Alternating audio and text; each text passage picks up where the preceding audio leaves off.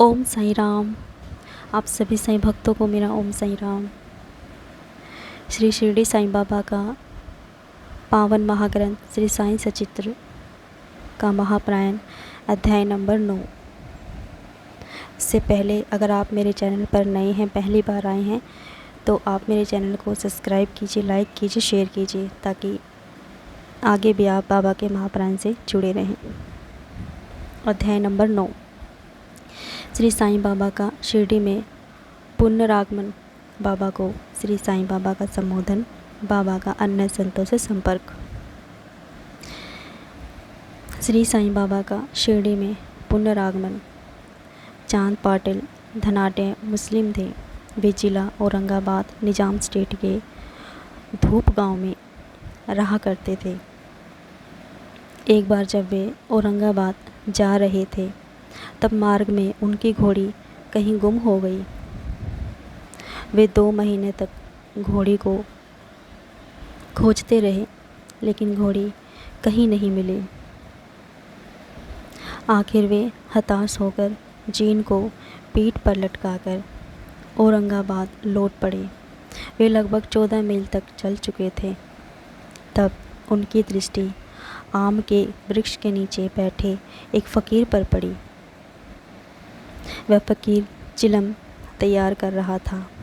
उसके सिर पर टोपी थी, शरीर पर कफनी और पास ही एक चटका रखा था। चांद पाटिल जब उस फ़कीर को देख रहे थे, तब फ़कीर ने संकेत करके उन्हें अपने पास बुलाया।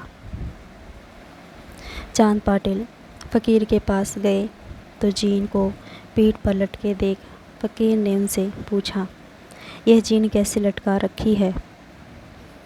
तब चांद पाटिल ने हताशा भरे स्वर में कहा, क्या बताऊं, 2 महीने पूर्व जब मैं औरंगाबाद जा रहा था, तब मार्ग में मेरी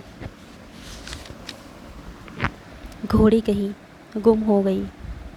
बहुत खोजा, लेकिन कहीं नहीं मिली। यह जीन उसी की ही है। फ़कीर ने पाटिल के प्रति सहानुभूति पूर्वक कहा, जरा नाले के आसपास भी ढूंढ कर देख लो, हो सकता है यहीं कहीं चल रही हो। चांद पाटिल ने नाले के पास देखा तो एक स्थान पर अपनी घोड़ी को चरते देख उन्हें घोर आश्चर्य हुआ। उन्होंने अनुमान लगा लिया कि यह कोई सामान्य फ़कीर नहीं है, कोई पहुंचा हुआ फ़कीर है। घोड़ी को साथ लेकर जब पाटिल फ़कीर के पास पहुँचे, तब तक फ़कीर ने चिलम भरकर तैयार कर ली थी। चिलम तो तैयार थी, लेकिन चिलम सुलगाने के लिए अग्नि व चिलम पर लपेटने के लिए साफ़ी को गीली करने के लिए जल की आवश्यकता थी। ये दोनों ही चीज़ें पाटिल को वहाँ नज़र नहीं आई।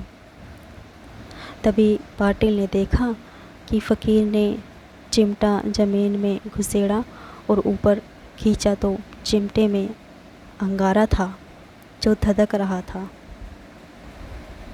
फ़कीर ने वह अंगारा चिलम पर रखा, फिर सटके से ज़मीन पर ज़ोरदार प्रहार किया तो उस स्थान से जल का फव्वारा फूट पड़ा। फ़कीर ने साफ़ी को गीली करके चिलम पर लपेट लिया। इस तरह फ़कीर ने पहले स्वयं चिलम पी और फिर पाटिल को दे दी। यह सब चमत्कार देख चांद पाटिल को बड़ा ही आश्चर्य हुआ। फ़कीर के चमत्कारों से प्रभावित होकर पाटिल ने अगले दिन फ़कीर से अपने साथ घर चलने का आग्रह किया। फ़कीर ने